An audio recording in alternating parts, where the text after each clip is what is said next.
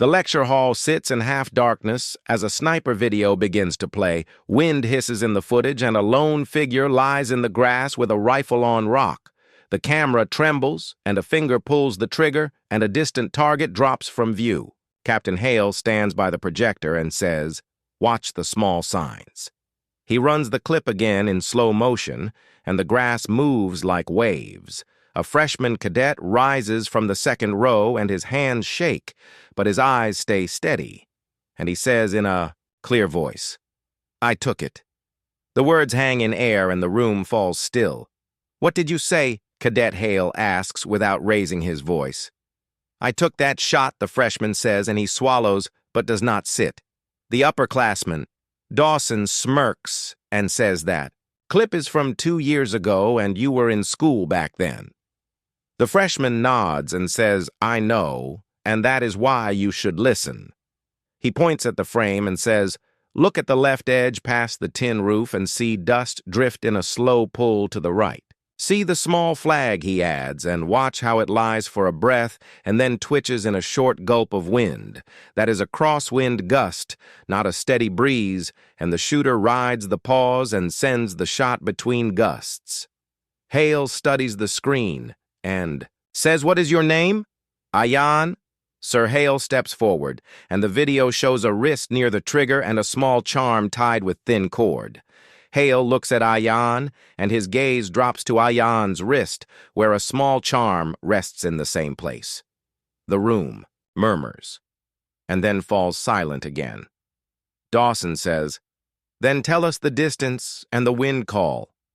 Ayan keeps his voice calm, and says long enough that sound came late, and strong enough that grass leaned but did not flatten.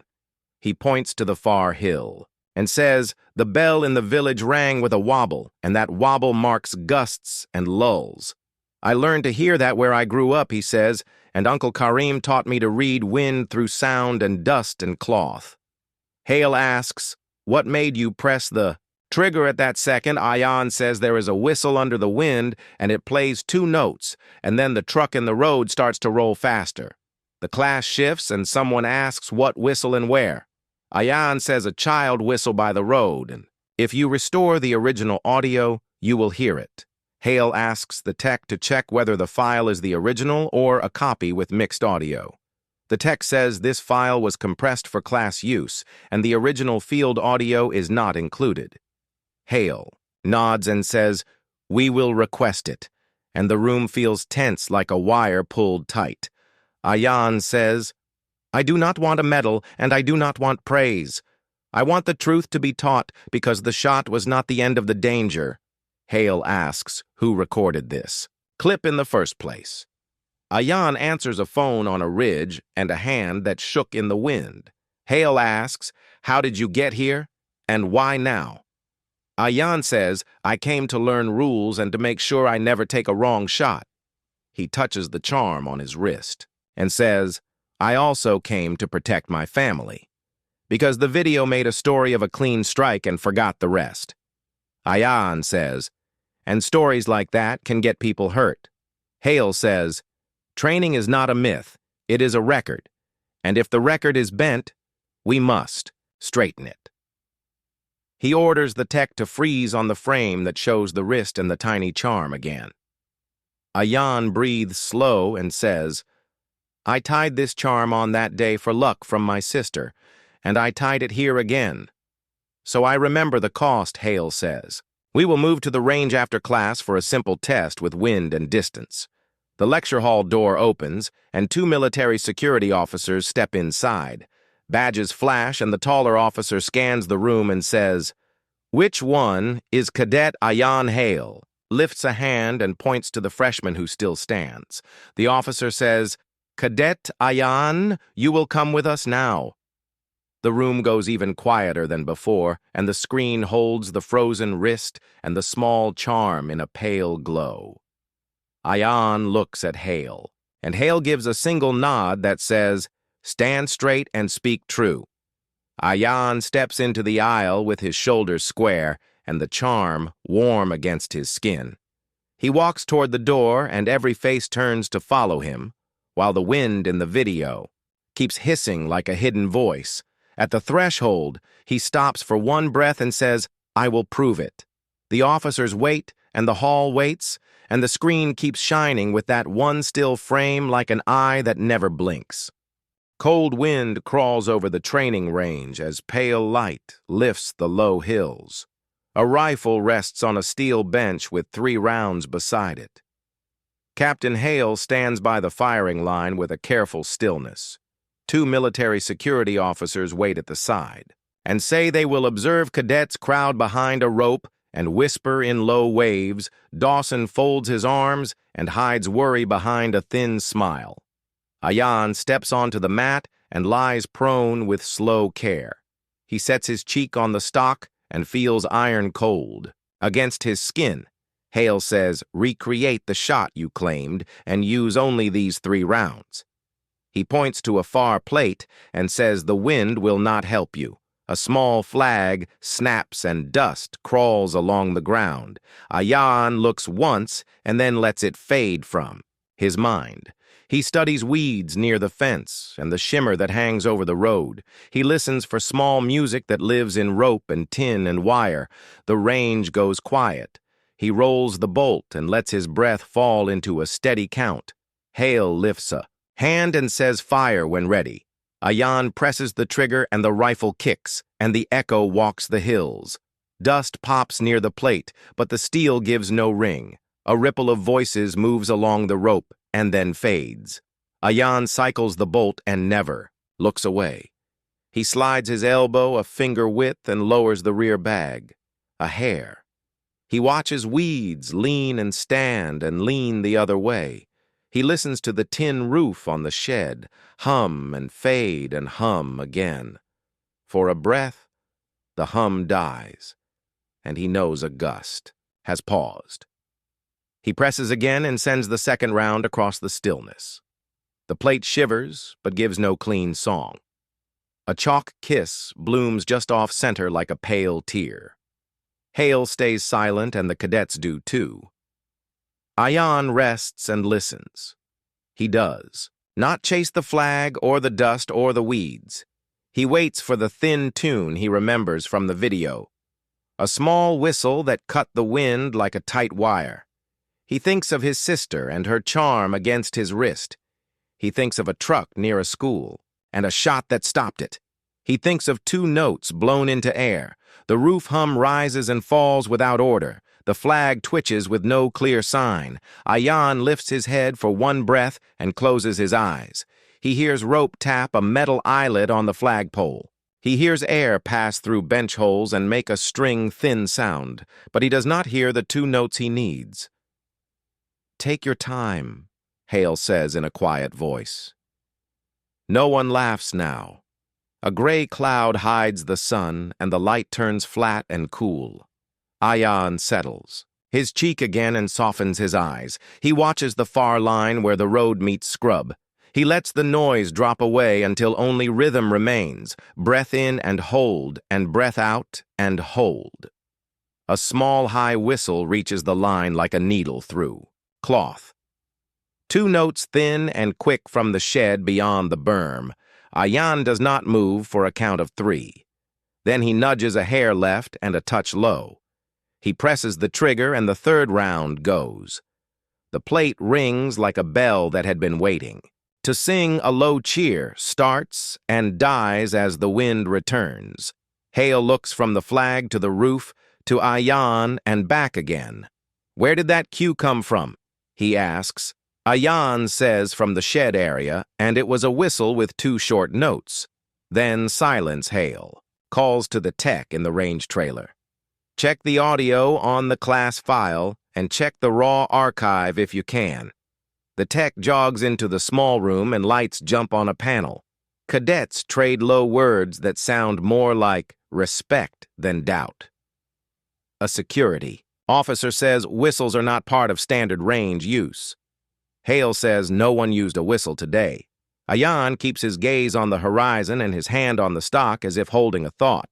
The classroom clip was cleaned for voice and music. He says the real track held wind grit steps and small human sounds. In that track, a whistle sang, and then a truck moved, and then the shot split the air. Why would a whistle be there? Dawson asks. A toy or a signal or both, Ayan says, and his voice stays even. The tech calls out that the class file has no raw layers. The archive may hold a full capture from the same day. He adds, he needs clearance codes for that vault. Hale turns to the officers and says, request special access for training review. 1. Officer radios and waits, and then nods. Permission is on the way. He says we will listen when it arrives. Hale says cadets settle in a wide half-circle and fix their eyes on the trailer door. Wind rises, and the roof hums like a hive that never sleeps. Ayan rests with the empty rifle and feels the charm grow warm. He knows the next proof will be sound and not steel. Hale folds his arms and keeps watch. The speaker inside the trailer crackles, and a green light wakes on the panel. The range grows. Very quiet, and the cold wind holds its breath. A soft hiss spills from the trailer speaker, and everyone leans closer. Hale raises a hand for silence. The tech swallows and clicks a key. The panel light shifts from green to steady white. Wind scrapes across the microphone like sand on glass. Under that rough sound, a faint shape begins to form. A thin two-note call like a bird with a broken flute, and the room of open sky waits in hush. Wind moves through the speaker like a long breath, and a two-note whistle rises clear. Ayan shuts his eyes, and the range fades, and a mountain valley opens in his mind. A dusty road bends toward a small schoolyard with a crooked bell that sways. On a wooden frame, he is 16 and runs from the clinic where his mother works with steady hands. Uncle Kareem waits by an old truck and gives him a canvas bundle heavy with steel and duty. Danger will ride the road today, he says, and the bell and the wind will tell the truth if ears stay open. They climb a goat path above thorn and stone and breathe thin air that tastes of dust and time. A hawk glides overhead and a dry whistle slides from a broken gutter on a shed near the road. Remember, that sound. Kareem says it rides a gust, then falls to quiet. From the ridge, they see children chase a ball and Mira sweep the clinic steps with a straw broom. Ayan ties her charm on his wrist. Kareem unwraps the rifle and checks bolt sling and scope. You are a fence, he says, not a hunter of people. Never fire in anger and never fire to show your worth, and always search for the other hand that pushes the threat forward. Heat dances over the road, and the bell wobbles out of time with the wind. A truck rolls from the pass and slows near the shed. A man sits behind the wheel with shoulders heavy. Beside the road, a thin shadow moves, then stops, and its shape does not fit tree or wall. Ayan rests the rifle on a flat rock and uses eyes more. Then glass. He sees a wire across the road and it winks when sun slips past a cloud. He sees a figure behind the shed and a small gloved hand touch a box. The gutter sings two notes, then stillness, like a mouth closed after a signal. The bell will hide your shot, Kareem says. But you must move before the truck moves again. Ayan counts the sway of the bell and lets the gust run down and finds a thin quiet between breaths. He edges the crosshair into wind and waits for the gutter to fall still. He presses the trigger and the hidden figure jerks and falls. The driver flinches and hits the brake and the truck stops with a front wheel on a stone lip. Children freeze and a teacher waves them to the wall and they run with quick feet. Mira drops the broom and clings to their mother at the clinic door. Ayan keeps the scope on the road and waits for a second signal that never comes. Hold your place, Kareem says, and do not fire again unless the threat wakes.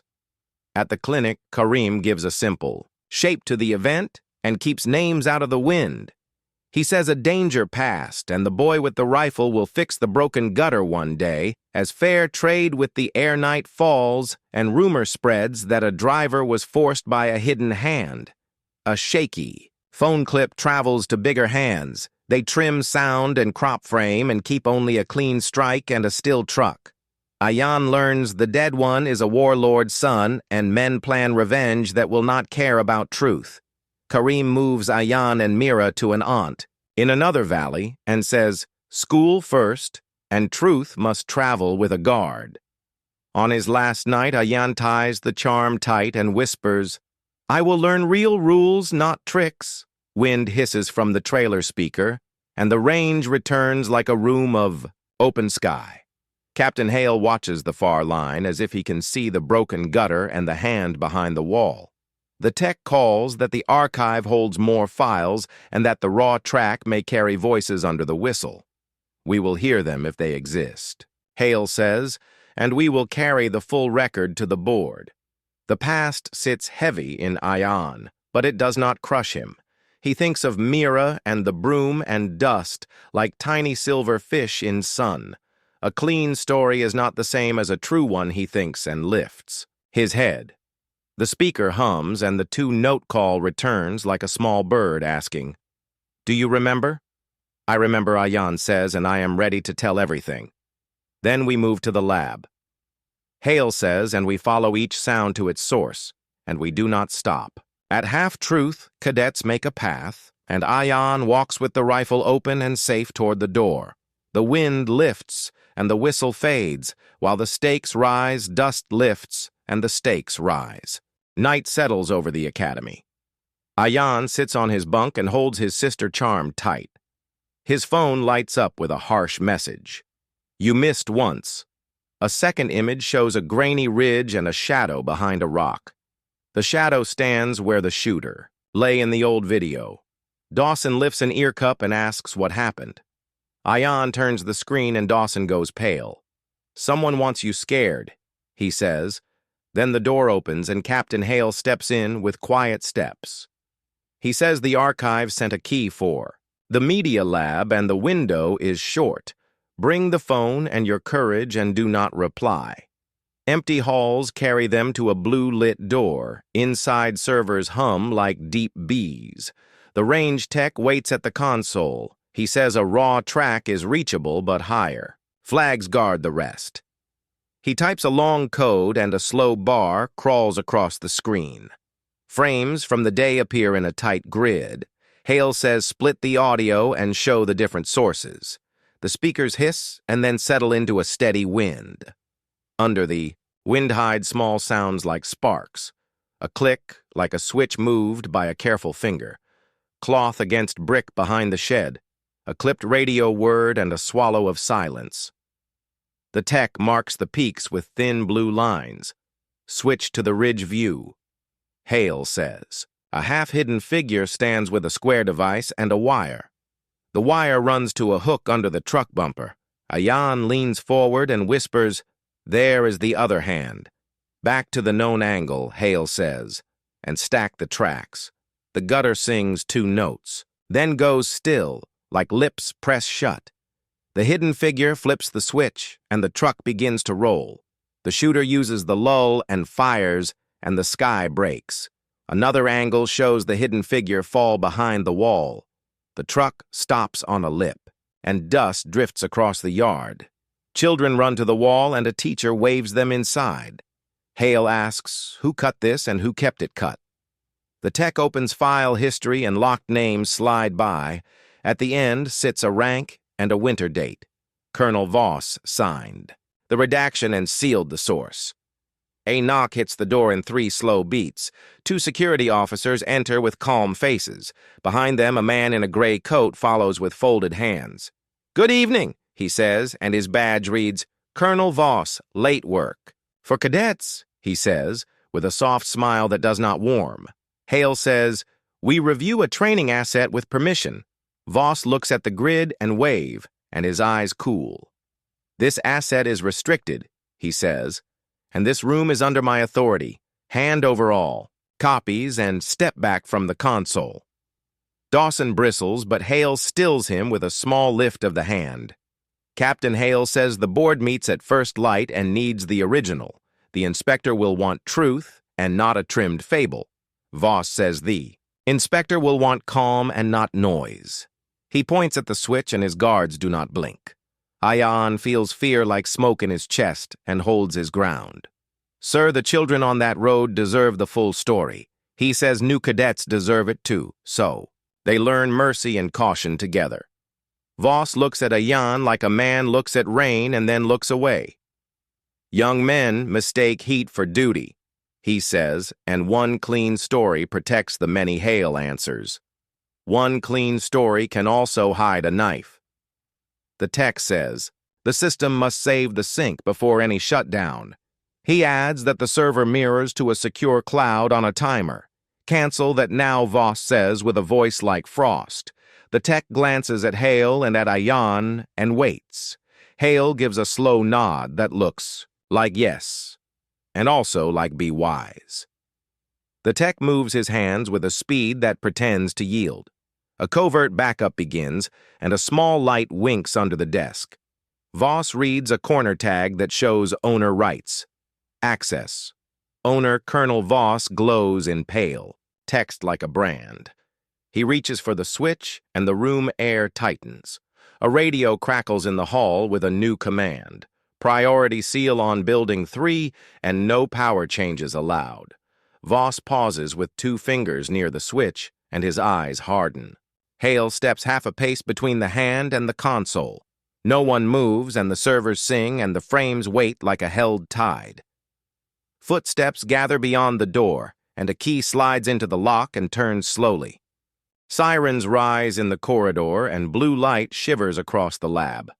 2 campus marshals step in with calm hands and steady voices. Captain Hale shows the board request for a midnight review, and a radio confirms it.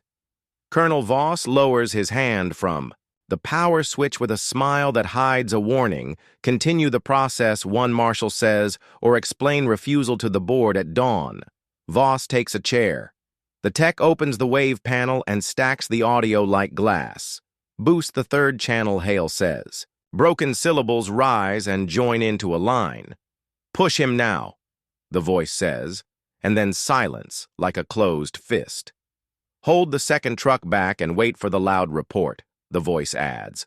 On screen, the hidden figure flips a switch and the truck begins. To roll, Ayan points at the time code and says the order came before the whistle, and before the shot Dawson asks who gave the order. The tech scrubs metadata and finds a faint call sign and a half number. He pulls a still from a later raid and shows a man with a torn sleeve. The tear shape matches the shadowed figure behind the shed on the school road. Run the mirror view. Hale says, the sleeve flashes the same rip and the same reach toward the box. Hale asks Voss whether the board was told the handler lived past that day. Voss says the handler was bait in a larger hunt, and that classroom exposure would have snapped the line. Hale answers that hiding him in training tells new shooters a lie, that danger ends when the target falls. That lie costs lives, he says. Ayan asks if the driver chose the path or froze in fear. Voss says we cannot judge the dead. Hale says truth is not a feeling and courage is not served by cutting facts. The tech says the sink is complete and a mirror sits. In the secure drive, a 2nd mirror has gone to the inspector office inbox. Voss reaches for the switch again. Hale steps between the hand and the panel with open palm and steady feet. A marshal sets his hand on the frame and states that no power. Changes are allowed while evidence transfers remain active. Play the last seconds, Ayan says. The tech scrolls to the end and lifts a low whisper from the grit. Mark the cadet, another voice says, and the ridge camera zooms. A tiny flash glints from. A young wrist freeze. There, Hale says. The still shows a small charm tied with thread beside a tight knot. Ayan feels his own charm warm against his skin. Voss says that charm is common and could be bait or forgery. Ayan answers, the charm came from my sister dress, and the thread was dyed by hand, and it left a tiny stain near the knot. The stain sits in the still exactly where he says, silence falls like a heavy cloth.